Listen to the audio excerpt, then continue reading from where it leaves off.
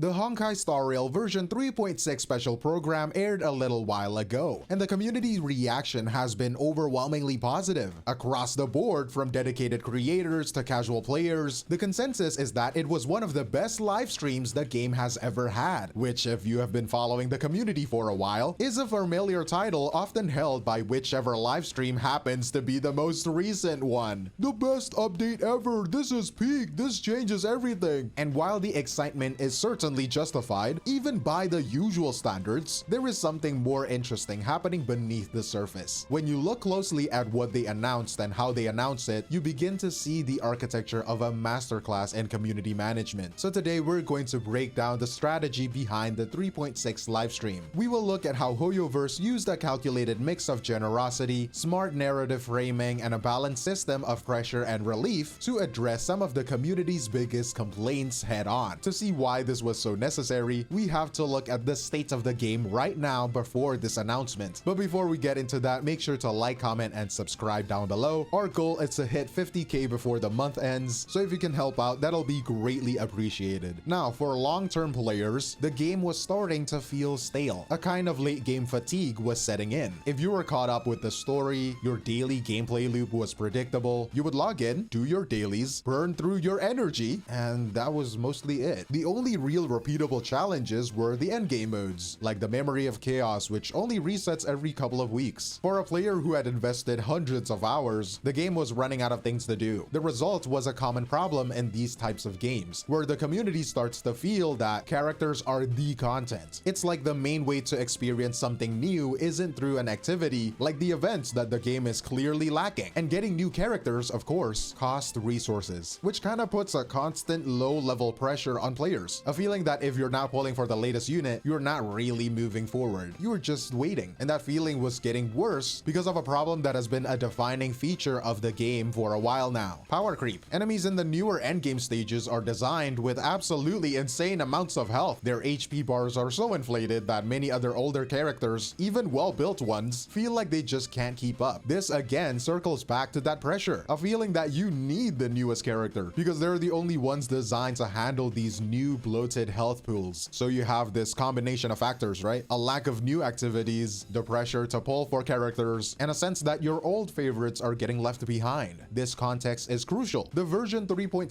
livestream wasn't broadcasting to a completely satisfied audience. It was a strategic response to a community showing clear signs of burnout. HoYoverse knew they had to do something significant. Their answer to that growing fatigue was surprisingly direct. The centerpiece of the entire livestream, the announcement that completely reset the community's mood, was the reveal that the new 5-star character 𝗖ecie𝗽𝗆𝗿𝗵𝗁 would be given to all players for free. The immediate reaction was a universal celebration. This isn't the first time we have seen this kind of generosity either. Not too long ago, we got the incredible collab character Archer completely for free. So this move feels like HoYoverse is doubling down on rewarding its player base. In a gacha game, a free 5-star is a huge deal, representing tangible economic relief. This means players can save the stellar jades they might have been hoarding for weeks, immediately easing that pressure to pull we were just talking about. The way they announced it, though, is what made it so brilliant. The reveal was more than a bullet point on a feature list. It was framed as the emotional climax of a story segment. It was tied directly into Dan Heng's character development, presented as his resolve to do whatever it takes to protect the Express. And by doing this, they transformed a single reward into a meaningful story beat, forging an emotional connection that is far more powerful than a simple login bonus. But on a purely strategic level, this giveaway is a powerful tool to retain veterans and give new players an incredible head start. But the type of character they gave away is the most important detail. The new 5-star Dan Heng is a preservation character, a defensive unit, or a shielder. These sustain characters are pretty essential for clearing the game's most difficult content. So by giving everyone a powerful sustain unit, HoYoverse was proactively equipping the entire player base for the more defining content they were about to introduce. It was a calculated move to lower the frustration of a future difficulty spike before it even arrived. The reception for the patch's other 5-star, Evernight, is where things get a little bit more interesting. On the surface, Evernight was the subject of immense hype. This is the long-awaited evolution of March 7th, a character every single player has from the start of their journey. The emotional investment from the community is huge, but once people look past the design and started analyzing her actual abilities, the excitement got a little bit more complicated. This is the classic split between meta and passion. From a meta perspective, Evernight appears to be very niche. She isn't a general purpose powerhouse you can slot into any team. Her kit seems designed to support a very specific playstyle, which led to a key criticism: the concern that her full potential is locked behind another premium pull. In my opinion though, this creates a fascinating and player-friendly dynamic. Think about the psychology of it. HoYoverse just gifted you an objectively powerful, meta-stable character for free. What does that do? It liberates you. The pressure is off. Your account's core needs are met by this incredible gift. This gives players the freedom to pull for a character not out of necessity, but out of pure passion. Waifu over meta, guys. Oh my god. It is a wonderfully balanced approach that benefits everyone. They earn maximum goodwill with a free character, while empowering players to spend their saved resources on a character they're emotionally invested in. I think it is a smart strategy that keeps the player base happy and the game healthy. But after that, we gotta talk about the new ecosystem. First, a new source of immense pressure was introduced: a permanent endgame mode called Anomaly Arbitration. This is the new pinnacle of difficulty, and to even unlock it, you have to have already mastered all 3 of the other endgame modes. Once you're in, the demand is significant. You need 3 separate fully built teams to clear it. The reaction was very mixed. For the hardcore community, this was the challenge they had been waiting for. For a much broader group, however, it led to a sense of anxiety, because hard endgame modes cause anxiety. I guess HoYoverse is right on that regard. I guess Dawei knew what he was doing. But while this introduces a new kind of pressure, it is also a direct solution to the game's long stale meta. Forcing the use of many different characters actively encourages roster diversity and makes a wider variety of units viable again. The excitement from top players is palpable. Like Mr. Pokey, one of the game's biggest creators, puts it verbatim said, "Anomaly Arbitration is the most fun I have ever had in HSR since 1.0. That is high praise, and it shows this is the challenge many have been waiting for. But for all the pressure this new mode creates, it was paired with perhaps the most significant pressure release valve the game has ever seen: a new item called the Interference Key. Anyone who has played for a while knows the frustration of upgrading relics. You can get a piece of gear that looks perfect, but then watch every single upgrade roll into a useless substat. The Interference Key directly combats that RNG. It is actually kind of simple. It lets you pick one of those bad stats and block it, guaranteeing your upgrades go somewhere useful. The simultaneous introduction of these two things is a perfectly calculated balancing act. A new mode dramatically increases the demand for well-geared characters, and at the same time, the single best tool for gearing characters is provided. But here is the final piece that ties it all together. The primary way you get the Interference Key is by clearing Anomaly Arbitration. The outcome is a new self-reinforcing gameplay loop. The game is telling its most dedicated players to clear out their hardest content, and in return, they will give you the tool to conquer the game's most frustrating randomness. This positions the new mode as the premier source for an incredibly valuable resource, ensuring long-term engagement. So when you step back and look at all of these pieces together, it is clear the version 3.6 livestream was far from simple content update. It was a demonstration of a profound understanding of the community's evolving frustrations. Think about the major issues we've discussed. Each one was met with a direct answer: the constant pressure of the gacha system, countered with a free top-tier 5-star character. How about the content drought and the stale meta for veteran players, addressed with a new permanent endgame mode that rewards roster depth? How about the frustration of the gear grind, mitigated with a revolutionary new item? Even the sense of narrative fatigue was corrected with a direct focus back on the original Astral Express trio. Each announcement felt like a deliberate move on a chessboard. Because of that, the special program marks a pivotal moment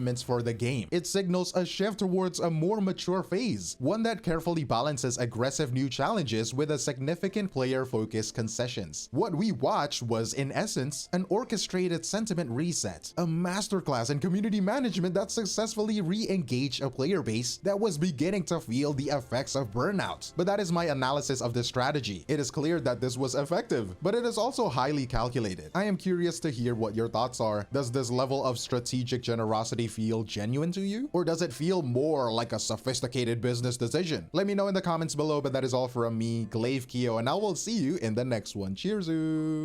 I can't wait to watch my favorite HoYo shill box 2 to play HSR.